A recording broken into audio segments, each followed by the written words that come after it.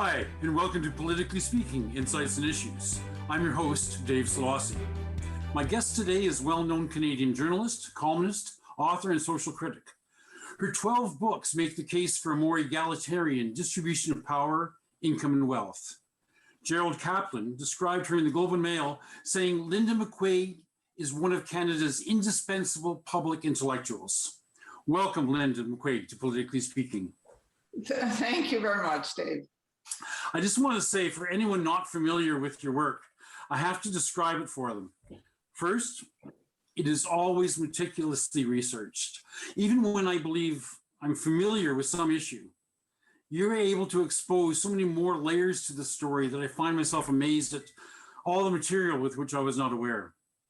Second, you take a complex issue of economics and conflicting agendas and present them from the reader's starting point.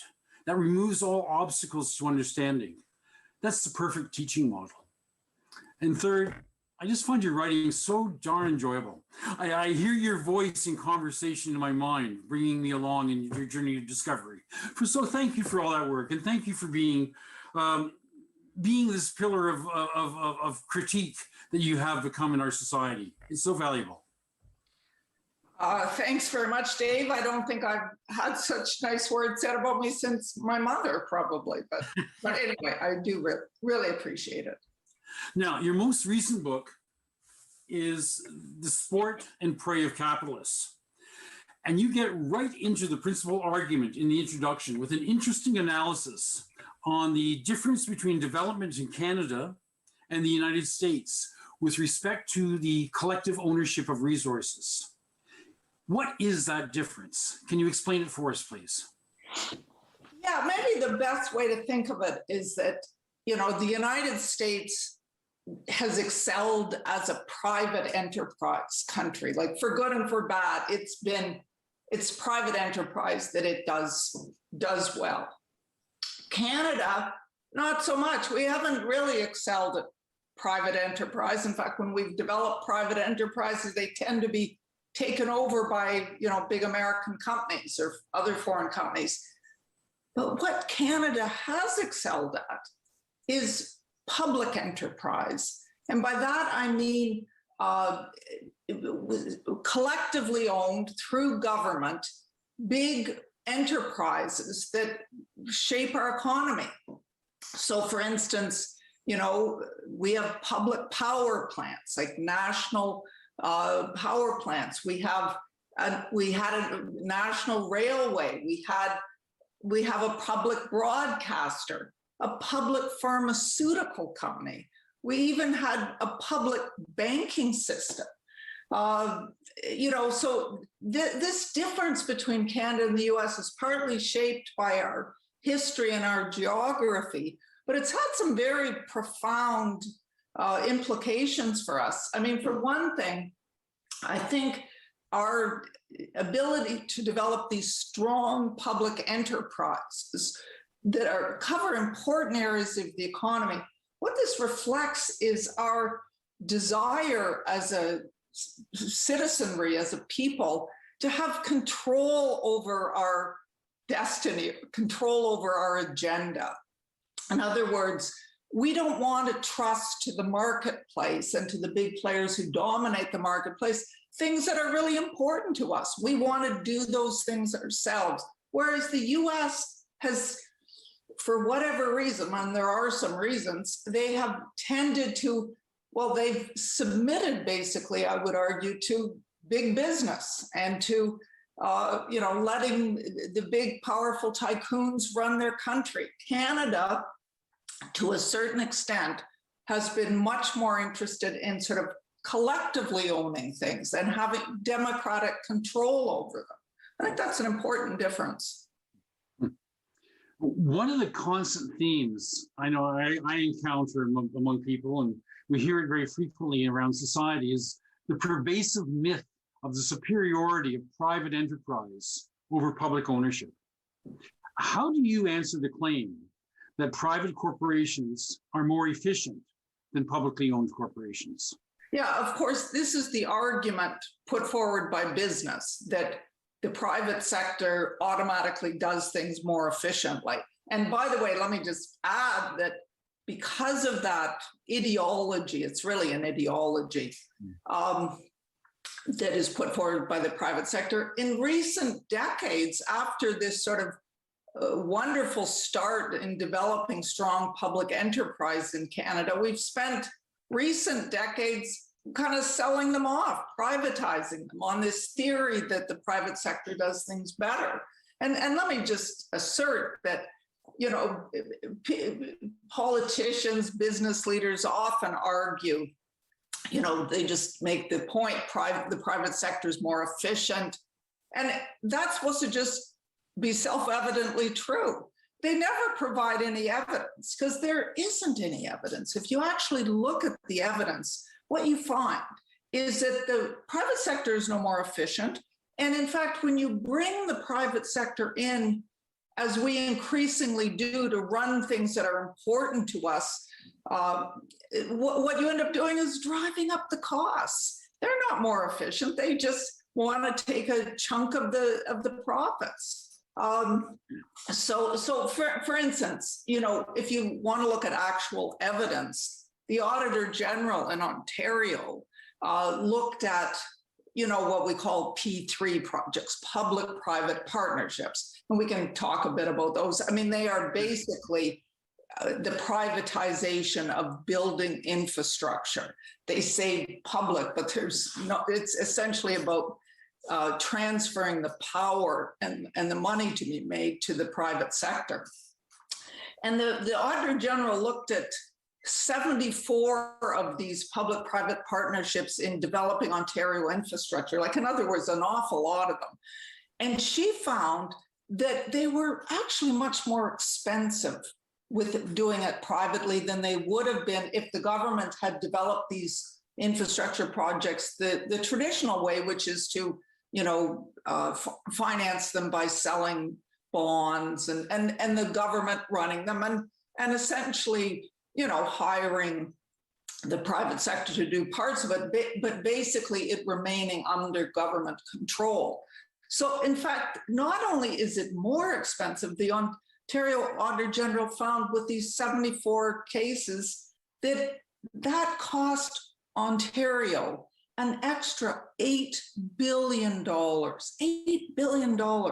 So we're not talking about small amounts of money. There's nothing more efficient about bringing the private sector in and then having to pay a lot more money for it. And, you know, people, when you think about it, it makes sense that the private sector would not be more efficient. It's really based on the idea that just by nature, capitalism brings out the animal spirits in people. But in fact, the real difference is that the private sector is all focused on earning a profit. And so whatever project you're building has to build in that profit as well. And of course, they want a lot of profit. So the costs go up and up. It's also much more expensive for the private sector to borrow rather than the public sector to borrow. So that raises the cost. I was going to ask about that. That's one of the key differences right there. It's much more efficient for the government to be able to secure the financing than the private sector, correct? Absolutely, absolutely. I mean, one of the interesting examples of that is remember the Ontario gas plant scandal, which was about a lot of things, but I focus on the extent to which it was about privatization. One of the things that happened was instead of developing these gas plants through the public model, the McGuinty government decided to do it through the private model. And so that meant that a private company was in charge of it. And the plant in Mississauga, for instance, the company that was selected to be in charge of it was unable to get financing at any reasonable price. In fact, they ended up going to hedge funds operating in the US and offshore, and they paid just an astronomical interest rate on the money they borrowed. In fact, they ended up paying $149 million in interest costs, even though the plant was never built. Well, that's an extreme example, but it illustrates just how expensive it is to go the private route sometimes. I want to ask a question, but you tie back the roots of this whole debate back into the Ontario election in 1905. It was fought largely over this issue of public ownership of hydroelectricity at the time. And Premier Whitney's declaration, that's what gave the title to your book, right? Yeah. No, it's a fascinating story. I mean, it really illustrates the public-private issue. It basically starts in the 1890s with the rise of the importance of water power. The technology develops so they can harness water power and turn it into electricity. This is just phenomenal change in the in the economy, the economic potential. So of course, business was trying to get control of this new water power, this important new thing, source of energy. And in the US, that's what happened. Business got control. In fact, they called them water barons, the big private titans that controlled the electricity and controlled the water systems.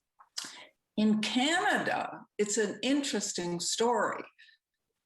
It looked, okay, so we have Niagara Falls. Now that's obviously a prime thing to waterfall to develop for public, for power and electricity. So it looked like water barons would just get control of it.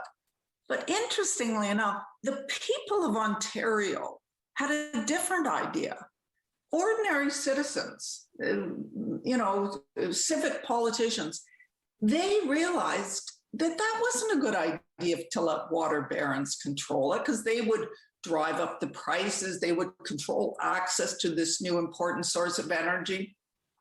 So this popular movement that ends up growing and growing, it advocates something different. It advocates public power, the idea that government would manage the water system and basically allow the people to have access and control over this important new source of energy. And that's why we have Ontario Hydro. And you're right, the title of the book comes from, in fact, it was the conservative Premier of Ontario, Premier Whitney, who was pushed into this by the strength of the popular movement. But he ended up embracing it, at least as he announced Ontario Hydro, saying something to the effect, never again will the water power of this great nation be made the sport and prey of capitalists. Rather the people will control it. So I think that nicely captures the difference, partly between Canada and the US, and the difference in what public ownership meant. We've only got a very short time before break, but I want to talk a little bit about how BlackRock investors are running the Canadian Infrastructure Bank. Just before we go to break, for our viewers unfamiliar with it, what is the Canadian Infrastructure Bank, and what does it matter that it's being run by private interests? Yeah. Oh, okay. The Canada Infrastructure Bank was promised by Justin Trudeau when he first ran as Prime Minister in 2015. And what the promise was we're going to take advantage of the low interest rates. So, if we get into government, we'll help municipalities build infrastructure. It sounded like a terrific idea, actually. But what ended up happening was somehow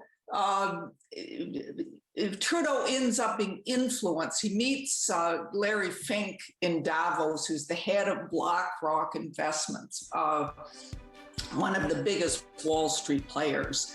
And Fink apparently, has different ideas about how the infrastructure bank could work. And he wants it to work more in the interests of investors like himself. Hey, Linda, we're going to have to hold it there. Okay. And we'll carry on with the story of BlackRock Investments when we come back from break.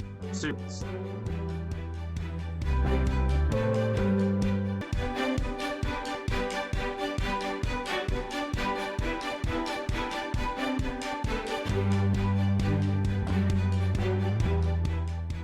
Hi, and welcome back to Politically Speaking, Insights and Issues. I'm Dave Szollosy, and today we're speaking with Linda McQuaig, Canadian author, journalist, and social critic. And we were just talking about what happened to the Canadian Infrastructure Bank and Prime Minister Trudeau's promises of using it to develop infrastructure in the country.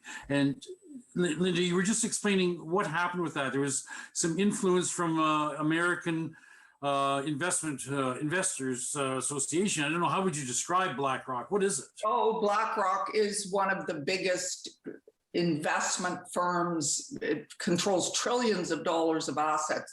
It's one of the major players on Wall Street. It's a very powerful and influential financial institution.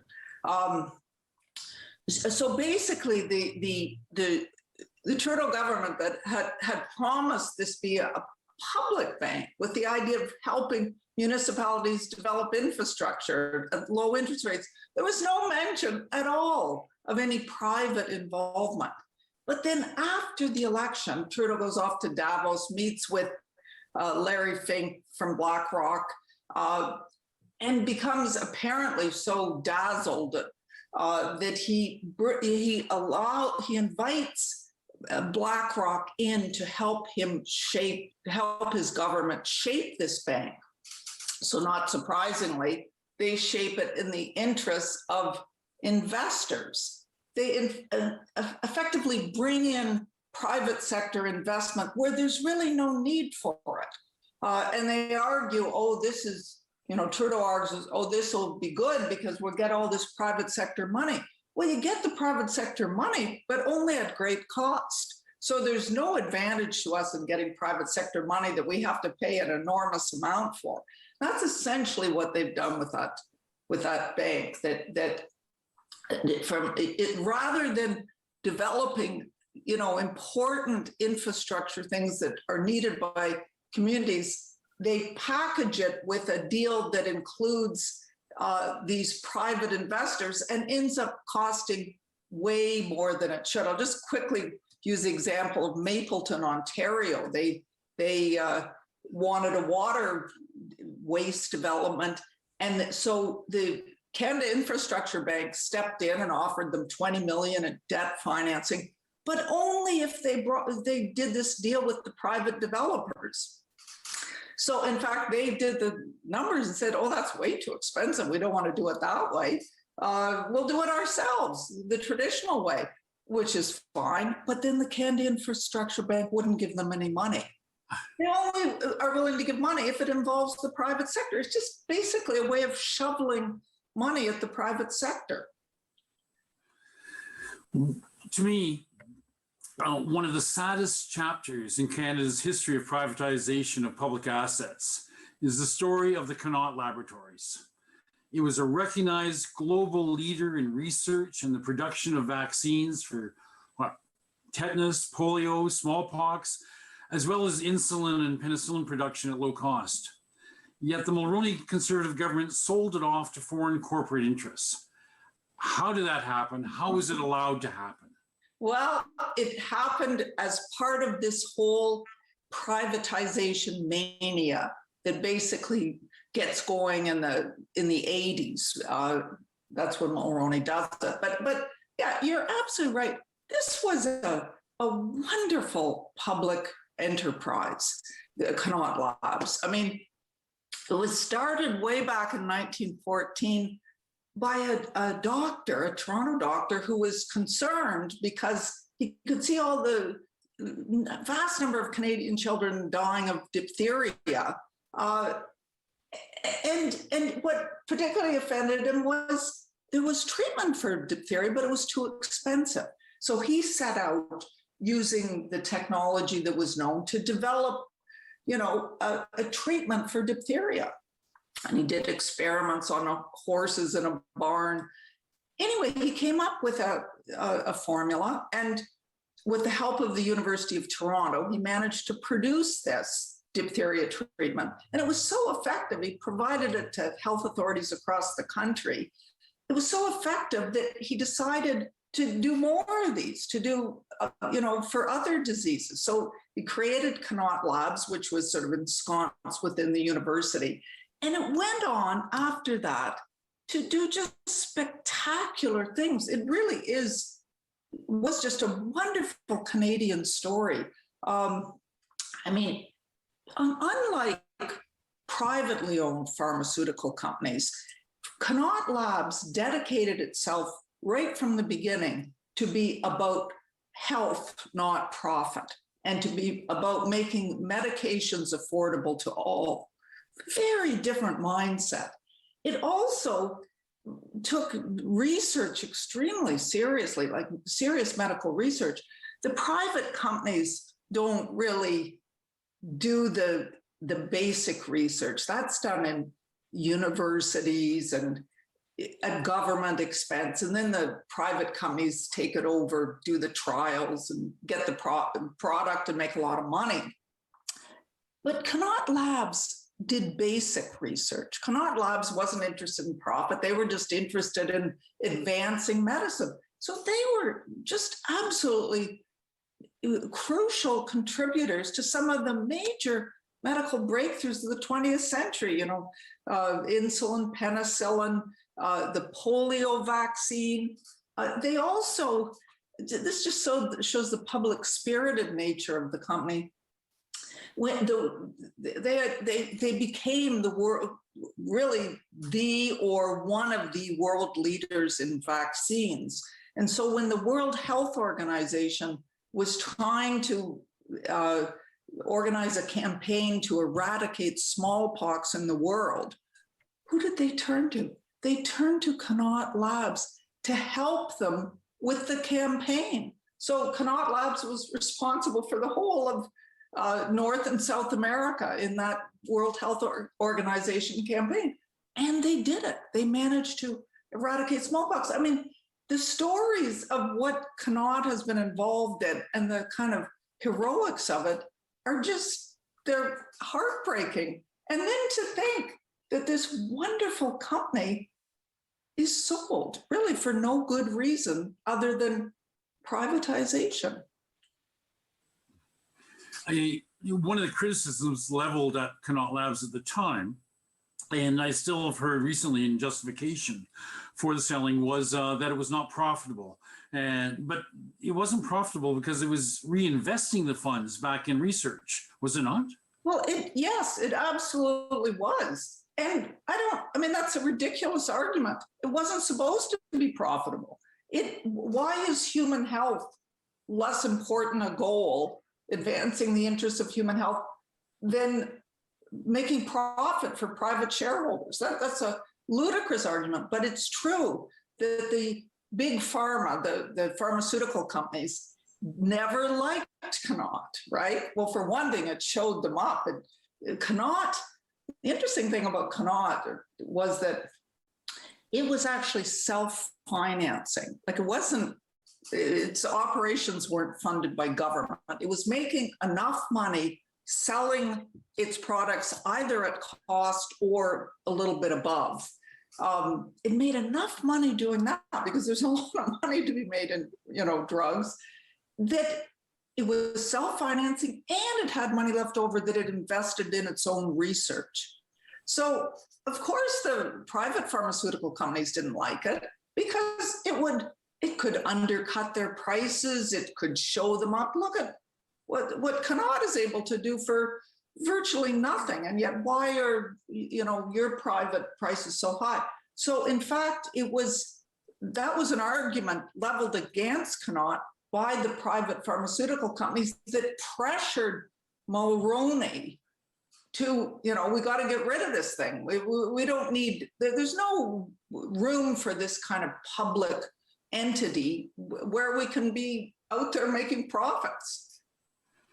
I'm going to ask you to speculate just a little bit here. As I've wondered, had we retained a national public medical research and vaccine production facility here in Canada, do you believe that the outcome of the impact of COVID-19 in Canada would have been different? I don't just believe that. I believe it fervently. I think if we had kept Connaught as it was when it was privatized and let it develop as it was going. It would have been in the vanguard of research and development of the COVID vaccine. Because first of all, as I said, it had already established itself as one of the world's leading vaccine producers. It was able to take care of the Canadian market for vaccines and also have others to sell internationally. And it was interested in medical research. So it would have been, one of those labs, one of those government funded labs that would have, like in the United States, where so much funding has gone into the development of the COVID vaccine before COVID happened, right? Connaught Labs would have been interested in that problem because after the SARS problem in Canada, they would have been onto it.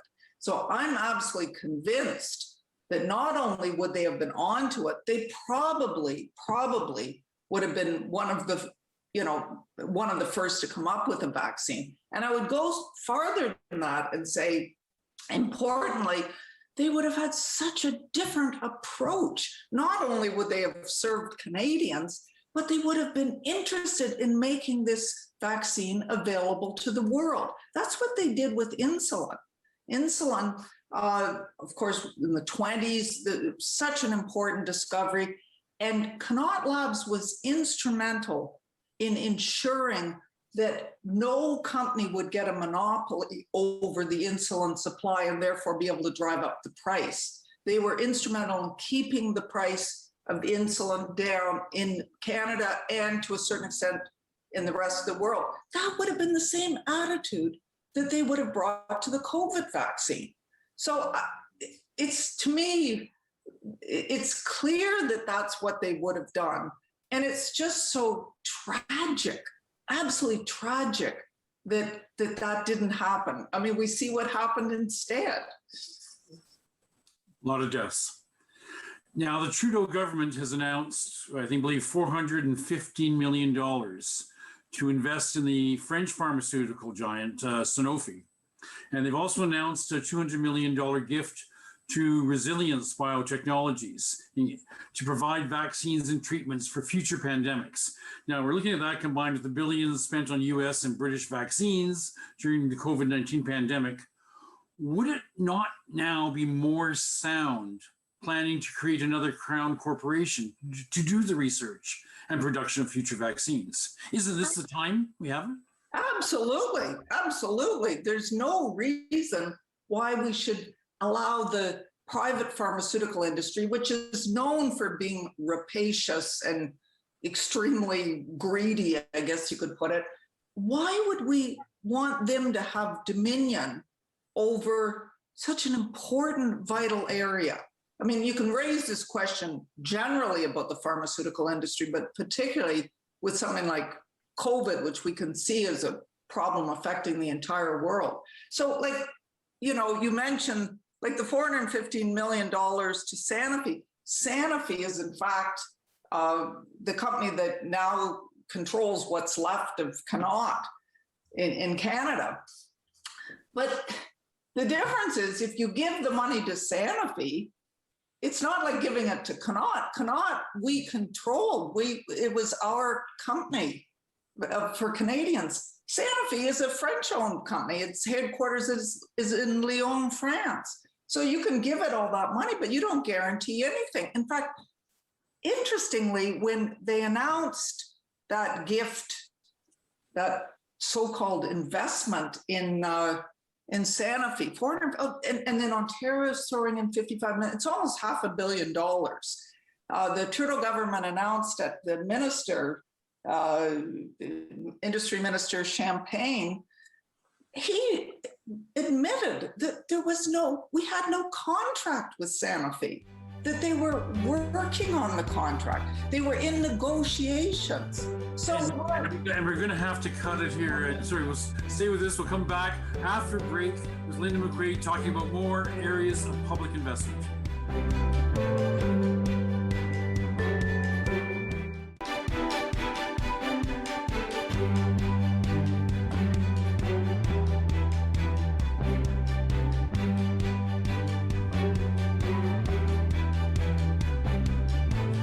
back to Politically Speaking, Insights and Issues. I'm Dave Szollosy, and I'm in conversation with Linda McQuaig, author and journalist, and especially talking about some of the content of the recent book, The Sport and Prey of Capitalists, How the Rich Are Stealing Canada's Public Wealth. And one point you bring up, a very important issue to people who commute, especially commute to the city from here. In 1999, Conservative Premier Mike Harris sold Highway 407 to private interests for $3.1 billion. You call this the worst deal of the century. Why? I think that understates how bad it is. But okay, I mean, partly $3 billion, it's worth way more than $30 billion now. It was more than $30 billion now. Yeah, yes, and that understates the price, because the price never included the value of the land, which was worth about $100 billion. So I'm just saying the price was too low because they sold it too soon. They didn't really have a sense of how big it was going to become.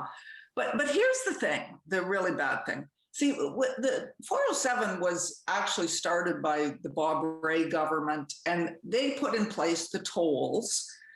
But the argument was the tolls would go exclusively to pay for the cost of the highway. And in fact, when the highway was paid for, the tolls would be discontinued and the highway would be free like every other highway in Ontario. Yeah, that was the model that was used when the Burlington Skyway was constructed. Yes. Remember, yeah. And Skyway, I believe, is now free, right? Yeah. Okay, so the point is, what ends up happening though is that Mike Harris gets elected and he's all gung-ho to privatize. So they decide to privatize 407. They sell it at way too low a price, but they also do a terrible deal. They with the foreign consortium that they sell it to, they allow this deal. They make a deal in which there's no restriction on how high the tolls can go. There's nothing to protect consumers to say the only restriction is you have to attract a certain number of cars. Well, as long as the cars are willing to pay more and more, they can raise the tolls as high as they want. And that's exactly what they've done. And forget that promise about we've paid off the 407 probably many times over by now, but the tolls just keep going up and up because they don't care about that commitment to cancel the tolls. And the private company has no limits over how high the tolls can go. And so we're in a situation, it's a 99-year lease that the Harris government signed with this consortium. So already we've paid billions and billions in toll fees. And you know what? We're going to end up paying many, many billions more as we drive on the 407 until the year 2098, when the deal will be over. Well, by 2098, I'm guessing none of us here today watching will even be alive, or certainly not old enough or young enough to celebrate. I mean, it's just the deal, the fact that Mike Harris got away with that. And, the McGuinty, of course, tried to undo it when he got in power. And he took the consortium to court and tried to get out of that, try to prevent them from raising the tolls. And he lost. The reason he lost is the Harris government had made an ironclad deal, and it wasn't possible to get out of it legally. I mean, it's just one of the worst examples. So we have this, expensive toll road that basically is reserved for the rich, running through a key part of the Toronto area, and we have, unless the government were to expropriate it, which I would argue they should, it's just going to be there and we can't control it. It's run by a private consortium. It's the worst deal of the century. I want to move to your discussion of public banking. Now, I did not realize that Canada did have an extensive public banking system initially. When was that? Yeah, well, it goes back a long way. Public banking in Canada actually started before Confederation, and it technically lasted till 1968, but it really had its heyday, I'd say, from Confederation till about 1900. But it's important because what it was public banks, either through the post office or other public entities set up as public banks. These were set up because the private banks weren't really interested in dealing with working class people. They just wanted to deal with the wealthy and the big the companies. And so the government sort of did it as a thing to it was modeled on what was done in Britain, and the argument was it would encourage working class thrift if working class people had. It was very paternalistic, but in fact, it was very good, and it did allow people that otherwise wouldn't have had access to banking to, in fact, benefit from having access to a bank. The private banks never liked it, and eventually they became interested as they expanded, as the private banks expanded. They wanted to get that working class market, so they basically pushed the federal government to, get rid of this public banking. But let me just say that this is so important because we could have public banking today through the post office the way we did before. In fact, apparently the legislation is still on the books. And what that would allow, that would be so helpful because, the people in rural, remote areas, big parts of the country, they have no access to a bank. Banks keep consolidating and closing down branches. We see that in Toronto, but it's certainly true in the outer regions. And yet these communities have a post office. So the post office could offer the services of a bank at way less cost and still make a profit. The other thing is, very importantly, is that poor people in urban areas and anywhere else for that matter, they don't really have access to a bank because banks aren't interested in dealing with them and won't cash their checks. So what do? They end up going to these payday loan operators where, they face enormously high interest rates. So if we had public banking again through the post office, we could provide access for so many more people, and it's such a more affordable cost. It would be an enormous boon to working people if they didn't have to deal with payday loan operators. Now, what you're saying is really true because I know even in Georgina, Pefferlaw lost its post office. Just south of us here, a larger community, Mount Albert, lost its post office. Bank. I said post office. I meant bank. Yeah. Lost its bank. Mount Albert, the bank closed down as well. Wasn't really to operate. What other advantage is there for the common person though to have public banking as opposed to if they are serviced by a bank? Well, what's the advantage? Oh, cheaper rates on everything. Our private banks have some of the highest banking fees in the world. And it's no surprise that they're so enormously profitable, right? A few of our big six banks are among the most profitable corporations in the world. I mean, these are very, very profitable institutions. And a big part of that is their ridiculously high banking fees. Well, first of all, if you could go to the post office and open an account there and not have these high fees, wouldn't you do it? I know I would do it. Even credit unions are shrinking and there's fewer of them available. So there's less and less alternative to the big private banks. And yet, here we have this enormous network of post office outlets across the country. I think there's over 6,000 of them, way more than banking outlets. So what a perfect fit. it could be a service that would be absolutely vital to, I mean, imagine trying to run a business in a small place where you have no bank in your town. So why did Stephen Harper close the door on the possibility of postal banking in Canada? Yeah, that's very straightforward. Stephen Harper is deeply hostile to any kind of public ownership. He just, he's totally bought the neoliberal line, the merits of private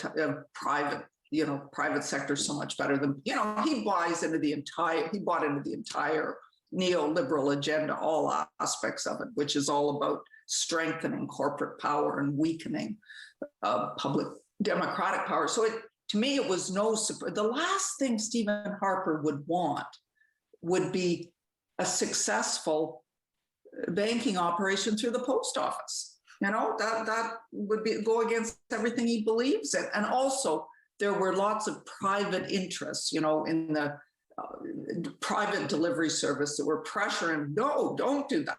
We want to get that business. Now, the chapter on oil exploration was really enlightening for me, comparing Norway to Alberta. Norway has managed to amass more than $1 trillion in reserves, magnitudes more than Alberta's earned. Yet Norway had studied Alberta's model and its relationship with big oil before setting its royalty rates for oil extraction. What went so wrong here? And what happened to Peter Lougheed's Heritage Savings Trust Fund?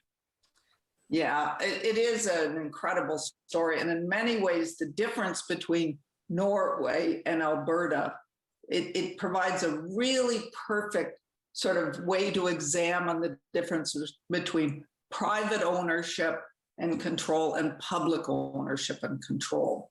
Because essentially, Alberta has used the private model. I mean, you mentioned Lougheed, Peter Lougheed. He was different to a certain extent, and he believed in public ownership.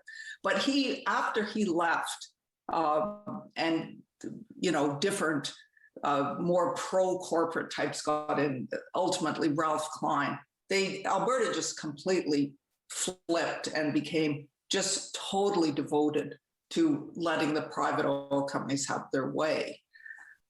And that is diametrically opposed to the way Norway operated. Norway, and by the way, the reason they're comparable in some ways is they have about the same, roughly, small populations, good supply of oil. They developed around the same time. But Norway had a completely different attitude from the very beginning. It wanted public ownership. It wanted public control to the extent that private big oil companies would be allowed in. They would pay very high royalties, and they would do what, they'd be tightly controlled and monitored so they couldn't rip off the government or juggle their books or anything. So it was a whole different approach. And, so we have this almost like a laboratory of looking at a totally public system or a strong public system versus a private system. And the truth is unbelievable. The extent to which Norway has won, if you want, in this contest is just so dramatic.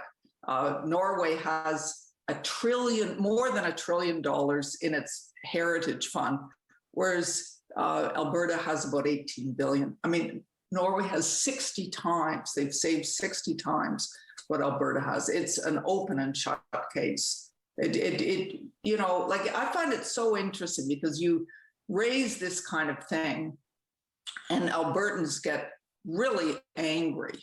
But why are they angry at critics who make this point? Why aren't they angry at their governments who've allowed this travesty to happen?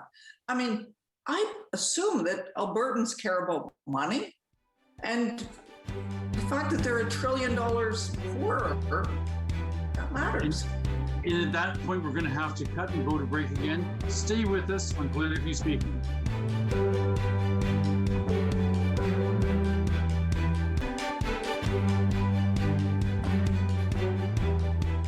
Welcome back to Politically Speaking, Insights and Issues. I'm speaking with Linda McQuaig, author and journalist, and we were just talking about the difference between Norway and Alberta and how they dealt with the trust funds, funds derived from royalties from oil exploration and exploitation in the two areas. And we were talking about the costs, the balance left over, but when I look at it, Canada is left with an incredible cleanup bill for the tar sands project. And I got to ask you, Linda, how is that going to be paid for when the oil companies leave? Well, my guess is we're going to pay for it collectively. We being Canadian taxpayers? Yeah, and you know, just to bring it back to what we were talking about earlier, like, you know, because Canada relied on the private market model and trusted big oil, basically let big oil do the development and take all the profits. You know, the Albertans have way less money, like they are much less rich a country than Norway. Norway is not suffering during the downturn the way Alberta has been. But in addition to the enormous disadvantage because we haven't made as much money from oil, is also the fact we've degraded the environment so much worse. And again, this comes from the private versus the public model. With the public model, there's much more concern about preserving the value of our public domain. And Norway has been much better at doing that. And they've also, you know, I don't want to imply they're perfect by any means, you know, but they've been better at addressing climate change, way better than Alberta, even though they're both fossil fuel producers. So as a result, Canada, because of the horror of the tar sands, Canada has been left with an enormous cleanup bill. It's estimated, it's come out actually from secret documents that it's going to be in the range of $260 billion.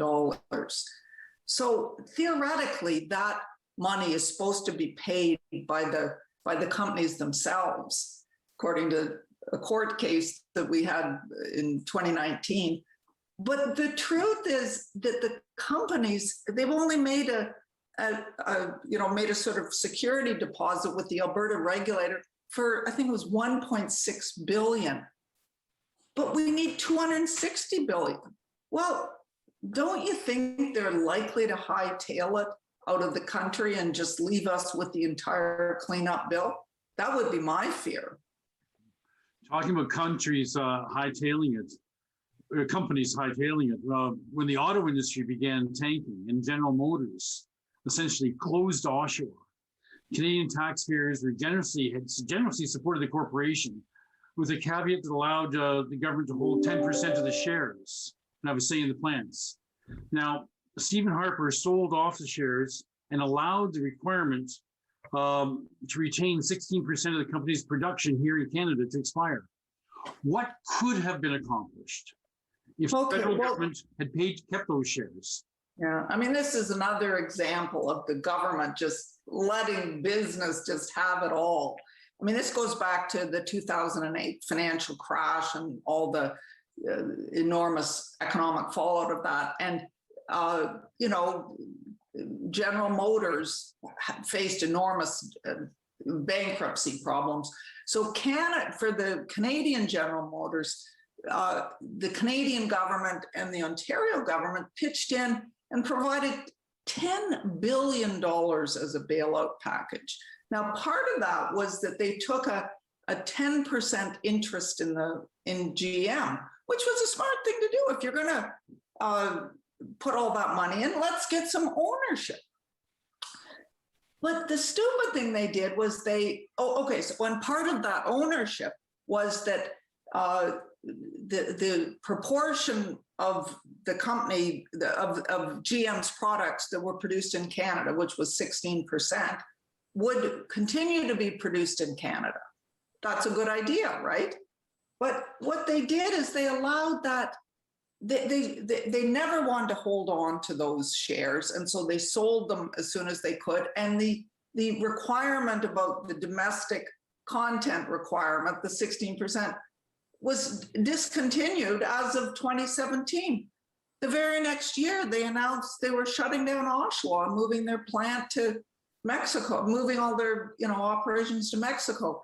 So the point is, if you're going to do something like that, if you're going to bail out a company like that, get something for it, get some ownership stake, get some leverage. With the leverage that they had, owning 10% of the shares, they were able to, put a lot of pressure on GM and get them to agree to continue the production in Canada. As soon as that was gone, they hightailed it out of the country. And the union had made a counter offer. What could have happened? Well, no. What could have happened later was that Canada could have, expropriated the plant and set up a publicly owned auto producer that was producing electric vehicles for the post office or something. There was interesting proposals made about that. So by all means, that would be good. But even if you're going to just do the bailout and take some shares in the company, use that power, stop being so deferential to the corporate world. Okay, and Linda, I'm going to have to cut you and thank you very, very much for taking the time coming on the show, talking about your latest book. I have to say this was going to be the last show of the season and my last show with Politically Speaking, Insights and Issues. I want to thank Rogers TV for the opportunity. I want to thank the station manager, Jim Anderson, and my brilliant studio producer, Jeremiah Breton, who somehow takes these Zoom recordings and makes them look like a TV show. Thanking to all the volunteers that I've worked with and all of you, the viewers. Thanks for sharing this time with me and for your comments, compliments, and critiques. That is community television. I'm Dave Szollosy.